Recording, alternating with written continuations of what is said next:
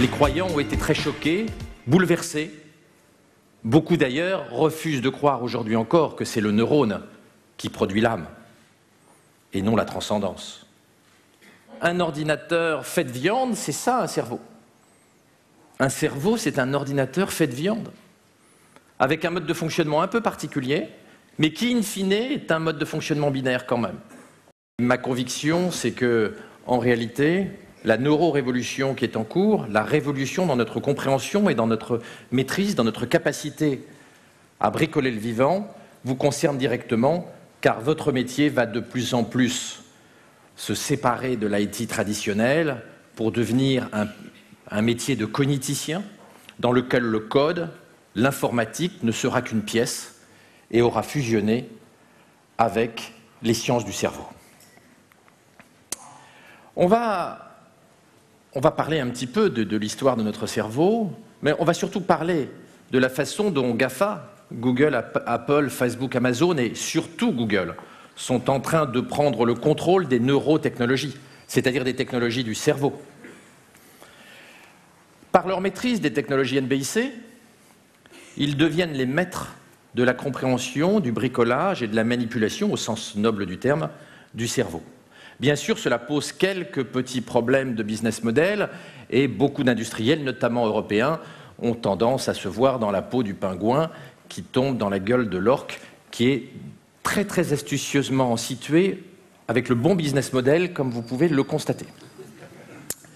Et puis on parlera aussi des problèmes éthiques, parce que manipuler le cerveau, hacker le cerveau, pose évidemment des problèmes éthiques, moraux, philosophiques, politiques, absolument majeurs. Le cerveau, c'est la dernière frontière. C'est l'ultime frontière. C'est la chose la plus importante au XXIe siècle. Notre maîtrise du cerveau, elle s'améliore, et nous commençons à comprendre son fonctionnement.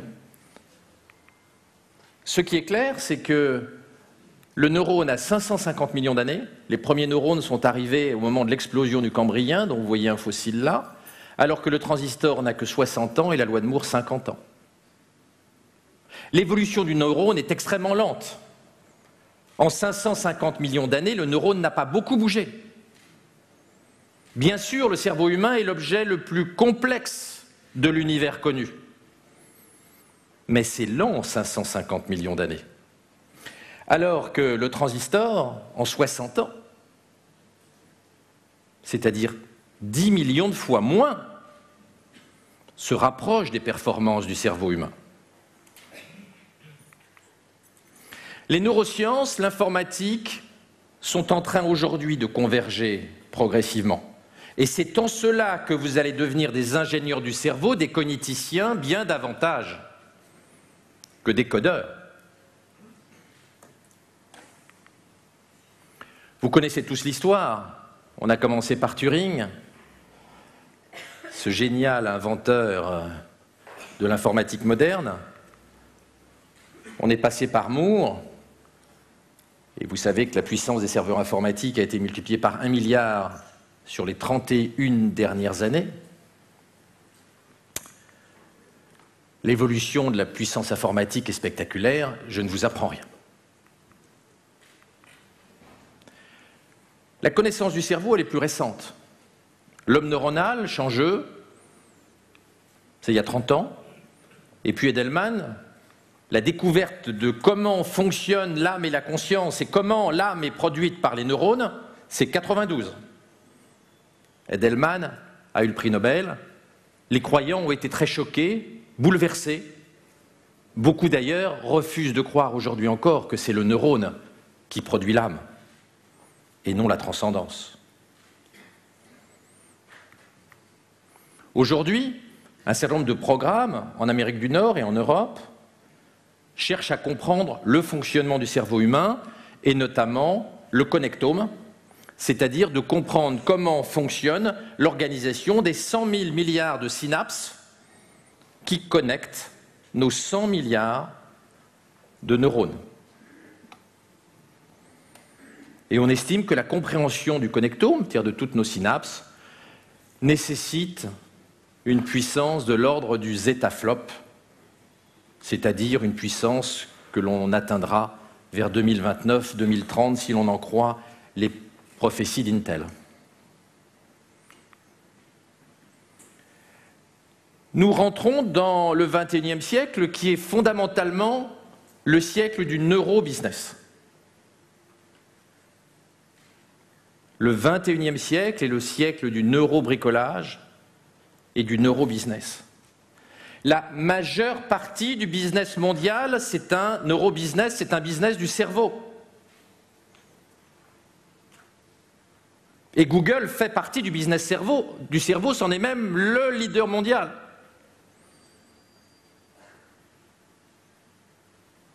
On ne parlera bien plus tôt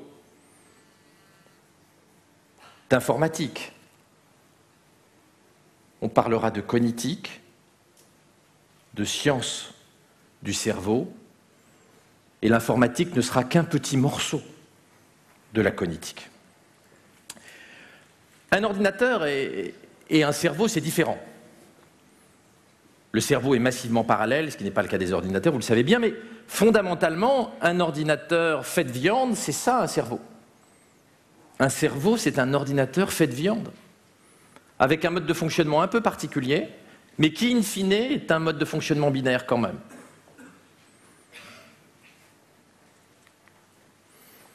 Le neurobusiness, c'est bien sûr d'abord lire le cerveau, comprendre, avec des électrodes ou sans électrodes, c'est le métier historique de Google. C'est aussi aider le cerveau, nous aider à retenir des choses, nous aider à nous orienter, nous aider à stocker, puis renforcer le cerveau. Et puis après, fabriquer du cerveau biologique, et on va voir que c'est quelque chose qu'on commence à faire, de fabriquer du cerveau en éprouvette, et puis de fabriquer du cerveau siliconé, c'est l'intelligence artificielle. Nous ne sommes qu'au début de l'intelligence artificielle, mais le XXIe siècle est encore long.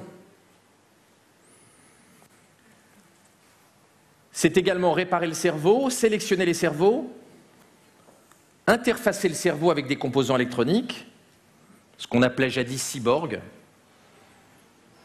et que l'on appelle aujourd'hui de noms plus poétiques, et puis bien sûr transférer le cerveau sur des microprocesseurs, et vous savez tous que c'est l'obsession des dirigeants de Google.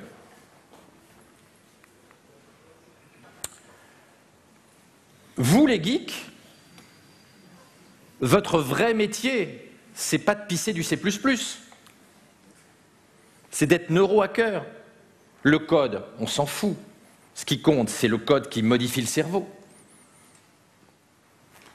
qui modifie le cerveau biologique, qui agit sur le cerveau biologique, mais qui agit aussi sur les cerveaux non biologiques. Beaucoup d'entre vous ici passent le plus clair de leur temps à essayer de convaincre Google de bien crawler les pages qu'ils ont produites. C'est bien une forme particulière de neurohacking. C'est la façon de hacker l'intelligence artificielle embryonnaire qu'est Google. Vous êtes fondamentalement des neurohackers et je suis étonné qu'une profession aussi moderne et aussi prospective que vous l'êtes n'ait pas encore compris qu'elle va devoir s'intéresser à la neurologie et aux sciences du cerveau et que son métier va radicalement changer parce que la fabrication du code traditionnel va être très largement autonomisée. La révolution de l'automation et de la robotique au XXIe siècle ne concerne pas que les livreurs et les ouvriers, elle concerne aussi le monde de l'IT, qui va devoir migrer vers des fonctions de neurohacker et qui probablement demain ne pissera plus de code. Pisser du code n'étant pas du tout péjoratif, hein, je suis comme vous un geek, donc c'est très noble de pisser du code. Mais c'est un métier qui va disparaître sur 10 à 30 ans.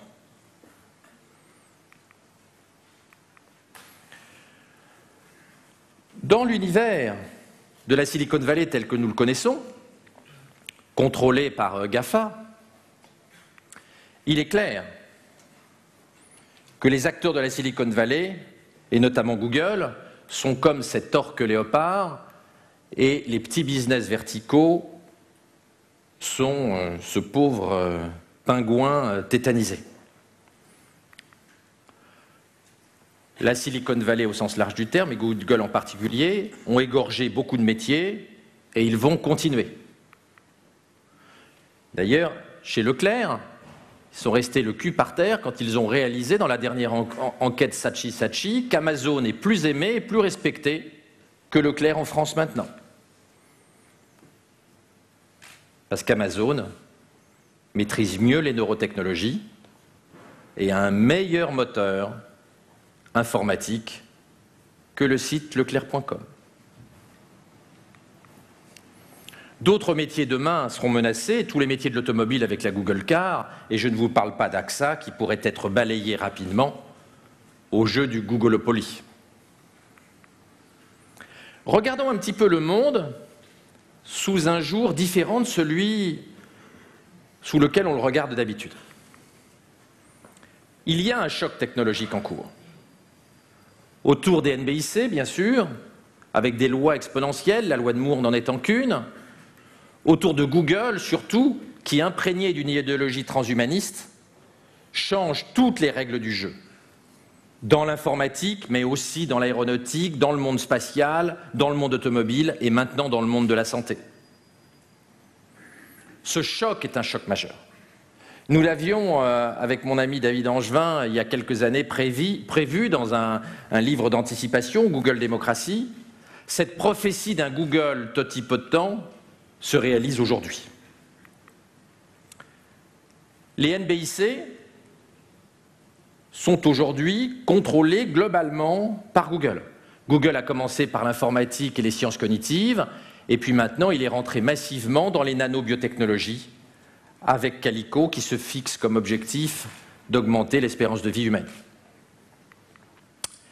La valeur économique est en train de migrer des différents secteurs, du médicament, de la distribution, de la finance, vers le data mining, le big data, les NBIC, les algorithmes.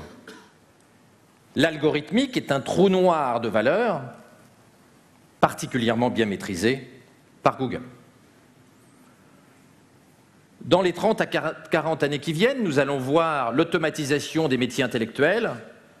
Vous avez probablement vu que la Harvard Business Review vient de publier un article qui montre qu'un algorithme choisit mieux un candidat à l'embauche qu'un spécialiste des GRH. L'algorithme coûtant quelques dollars et le spécialiste des GRH 200 000 $ par an.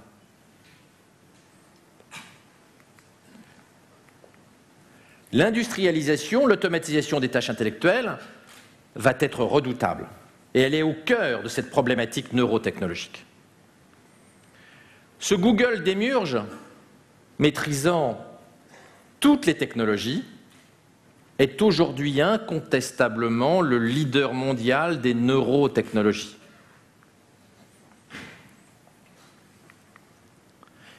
Il n'y a pas de complot, il n'y a pas d'agenda caché. Le Googlestan, ce n'est pas un pays, ce n'est pas une contrée. Le Googlestan, c'est notre cerveau. Le projet politique sur le cerveau de Google, il y a des milliers de pages qui ont été écrites par les dirigeants de Google, par Kurzweil, mais pas uniquement par Kurzweil. Google ne fait pas du business. Google fait de la neurotechnologie. Quel est le point commun entre les Google Glass, les nouvelles lentilles Google pour le suivi des diabétiques, la robotique, Google Calico en neurotechnologie, Google Maps, Google Car, le nouveau système d'exploitation pour les montres, Nest, la domotique, l'intelligence artificielle, DeepMind, la génétique avec 23andMe, Android, etc., etc. Le point commun à toutes les ventures de Google, à tout l'empire Google, c'est le cerveau.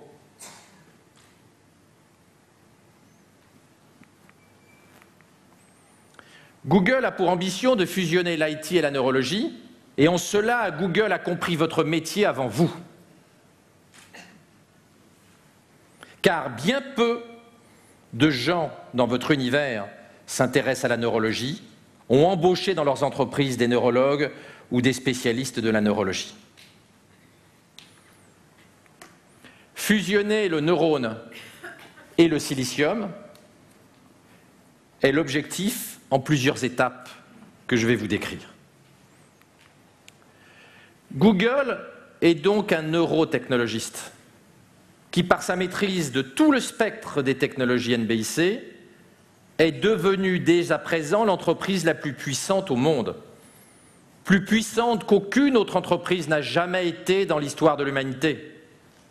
Merci pour cette belle présentation. Votre conclusion, je la prends plus comme une mise en garde. Est-ce qu'à votre avis, on est sur une tendance positive, salutaire et plutôt florissante pour l'humanité, ou vraiment on est sur une tendance autodestructrice et plein de chaos? Merci. Il est absolument impossible de répondre à cette question. Il n'y a pas de raison qu'il y ait dans les décennies qui viennent qu'il n'y ait plus de salauds. Il n'y a pas de raison qu'il n'y ait plus de Pol Pot ou de Staline. Si une dictature s'installait avec les outils dont nous venons de parler, nous pourrions effectivement être en dictature éternelle. Donc ce serait un scénario profondément noir. D'un autre côté, le potentiel des technologies NBIC, il est formidable. Un peu effrayant pour ma génération, qui n'est pas préparée à ça. Mais d'augmenter l'espérance de vie, d'augmenter nos capacités est quelque chose de plein de promesses. Donc, je crois qu'il n'est pas possible aujourd'hui d'imaginer de façon très fine les scénarios qui vont se dérouler. Ce qu'on peut dire, c'est que le potentiel de la technologie, il est infini et qu'il n'y a aucune limite technologique. Il peut y avoir des limites politiques et philosophiques, mais en tout cas, il n'y a pas de limite technologique. Tuer la mort n'est pas très compliqué. Renforcer le cerveau n'est pas très compliqué. Interfacer le cerveau avec des composants électroniques, on le fait déjà dans la maladie de Parkinson, on pourra le faire demain chez les gens qui ne sont pas atteints de pathologie. Tout ça, ça n'est plus de la science-fiction. C'est de la médecine réalité à quelques années d'entre nous. La science-fiction aujourd'hui, il en reste. On ne peut pas dépasser la vitesse de la lumière et on ne peut pas voyager dans le temps vers le passé. C'est ça la vraie science-fiction. Tout ce dont on a parlé, ce n'est pas de la science-fiction, c'est la science du XXIe siècle. C'est déjà là. Donc tout ça, c'est fastoche. En revanche, d'aller sur Alpha du Centaure en 15 minutes paraît un peu compliqué compte tenu de notre connaissance actuelle des lois de la physique. Alors, comme d'habitude, la technologie, elle est en fait neutre. Elle n'est ni positive ni négative. Aucune technologie n'est soit positive ou négative. C'est une banalité, elle dépend fondamentalement de l'utilisation qu'on en fait. Le point important, à mon avis, c'est qu'aujourd'hui, il faut qu'il y ait une prise de conscience de la société civile et il faut qu'il y ait une discussion. Je ne partage pas le point de vue des transhumanistes qui pensent qu'on peut faire passer la révolution NBIC en général et la neurorévolution en catimini et qu'il ne faut pas réfléchir politiquement et philosophiquement avant l'arrivée de la vague. Je pense qu'il faut réfléchir. Je ne suis pas certain que nous ayons intérêt dans les 30 ou 40 années qui viennent à être implantés pour faire du brain enhancement. Je ne suis pas sûr qu'on ait intérêt à modifier radicalement notre humanité biologique. Et je pense qu'en tout cas, il faut qu'il y ait un débat politique, philosophique prolongé, sans doute de plusieurs décennies, avant de modifier de façon irrémédiable et irréversible notre humanité. Mais c'est une vision d'un homme de mon âge. Il est probable que mes enfants et mes petits-enfants penseront différemment et auront une vision beaucoup plus décomplexée avec la technologie. D'ailleurs, je me considère comme un geek et mes enfants me considèrent comme un vieux con en technologie. Donc le processus est déjà enclenché.